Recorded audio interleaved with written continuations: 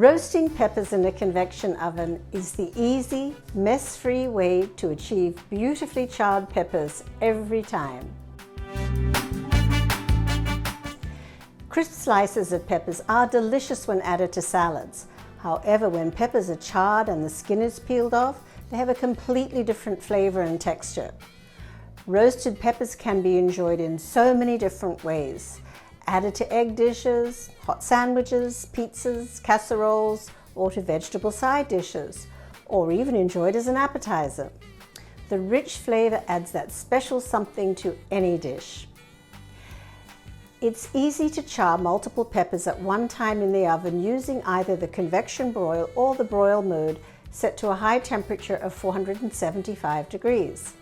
First, slice the peppers in half, discard the seeds and cut away any of the excess membrane. Place the peppers on a rim baking sheet and press down on them to flatten them. You can line the baking sheet with foil, shiny side down, for easy cleanup. Remember, when you are using the broil mode in your oven, the top elements are working at maximum intensity, so you won't need a long preheat time. Even if the oven has not fully come to temperature, it's okay to put the peppers in because the broil element heats so quickly. Make sure there's space between the food and the broil element, and always keep the door closed when broiling in the oven.